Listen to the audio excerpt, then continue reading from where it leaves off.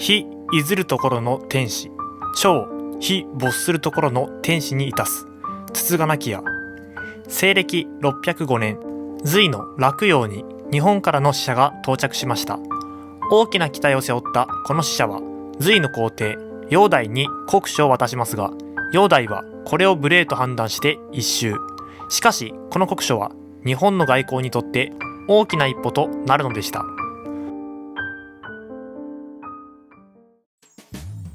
はいどうも皆さんこんにちは。今回は遣隋使についてお話ししていきます。つまり隋への使いの使者についてです。この頃の日本は海を渡って隋へと使者を送っていたんですね。有名な話なので知っている人も多いかと思います。しかしこの頃の航海は今と比べて非常に危険でした。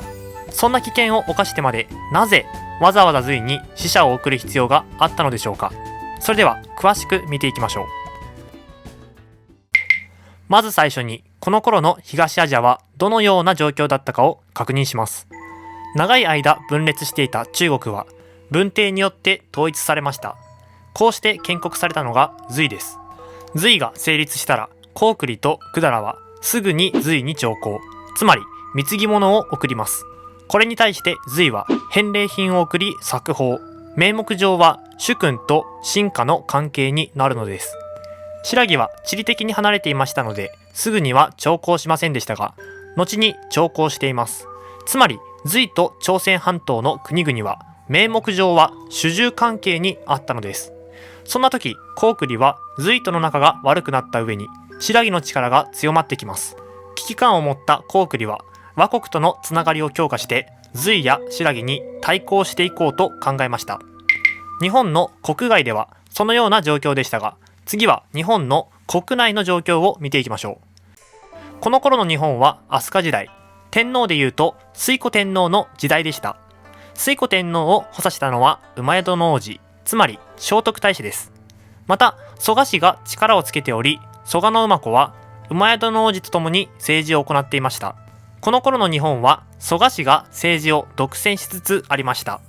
そんな蘇我氏は朝鮮半島との外交を指揮し、そこからやってきた人々をまとめていました。つまり蘇我氏は朝鮮半島の人々との関係が深かったのです。こういった状況だったので戸王子は蘇我氏に対抗するために隋に目をつけたというふうに考えられています。こうして蘇我氏に対抗しようとした戸王子ですが、それ以外にも隋に使者を送ることにはメリットがありました。それは進んだ文化を取り入れることができるという点です。隋はこの頃ものすごい先進国でしたので、戸王子としては隋から進んだ文化を取り入れたいと思っていたのでしょう。しかし隋に行くためには日本海を渡らないといけませんし、当時の航海技術は当然今よりも低いです。隋に向かっている途中に難破して死ぬかもしれない、そんな危険を冒してでも隋に行くことは価値のあることだったのです。こうして隋を中心とした国際秩序の中に入ることになった倭国ですが、まず最初に倭国は国書を持たずに使いを送りました。そこでは倭の国の王は天が兄で日が弟です。王は夜の明ける前に政治を聞き、あぐらをかいて座り、日が昇るとあとは弟の太陽に任せようと言って政治の事務をやめてしまうというふうに倭国のことを紹介します。これを聞いた文帝は理にかなっていないと言って使者を追い返したようです。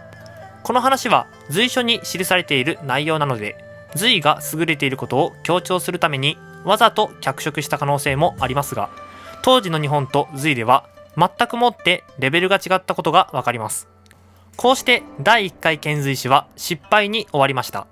このような失敗を恥じたのか、この第1回遣隋使の記録は日本の記録には残っていません。その後日本では簡位12回や17条の憲法などを整備していき、再チャレンジを行います。第2回遣隋使を送るのです。この頃の隋は文帝の死後、煬帝が第2代皇帝となっていました。ここで登場するのが小野妹子です。日本からの使者が今回提出した国書にはこのようなことが記されていました。非いずるところの天使、小非没するところの天使にいたす、つつがなきや。有名な一節ですね。意味としては、日が昇る国の天使から日が沈む国の天使に手紙を送ります。お元気ですか？という意味です。しかし、この手紙を読んだ皇帝の煬帝は大激怒します。無礼な書だから二度と耳に入れるな、というのです。煬帝が怒った理由は、天使という言葉にありました。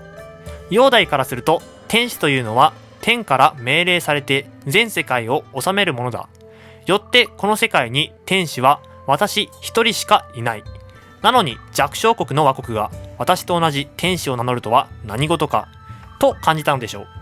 実際のところ、隋と倭国なんて比べ物にならないほどの差がありましたし、煬帝が起こるのも当然のことでした。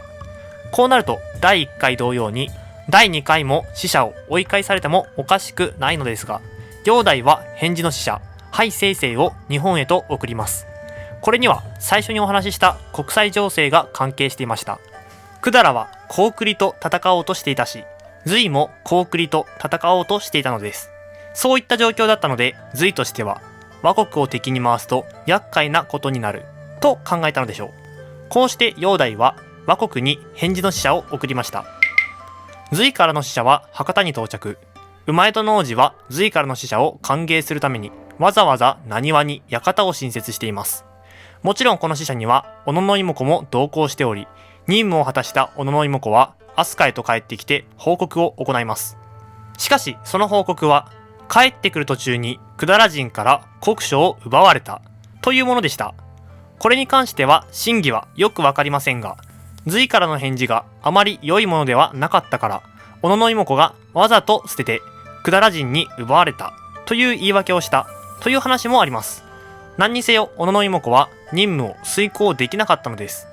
この失敗により小野妹子は流刑になるところだったのですが、もし流刑にしたら国書をなくしたことが隋にバレる、そっちの方がやばいんじゃないかという話になって流刑は免れました。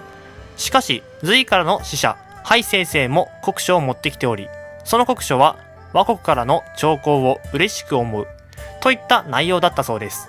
こうして倭国と隋との交流が始まります。こうなってしまえば倭国にいる人々は隋の皇帝と対等にやり取りをしている、天皇はすごい人なんだと思うようになってきます。天皇の権威を高めるために隋の皇帝の権威を利用したとも言えるでしょう。第2回遣隋使の活躍が有名な小野妹子ですが、その後も隋に渡っており、ハイセイセイを隋に送り返す時に同行しています。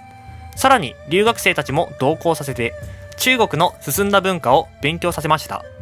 その人たちが後に帰国してから国内の文化を発展させるのです。しかし隋の政治は乱れてしまい、618年に煬帝は殺されてしまいます。こうして隋が滅亡し、唐が成立するのでした。さて、いかがだったでしょうか。最も有名なのは第2回遣隋使のお話だと思います。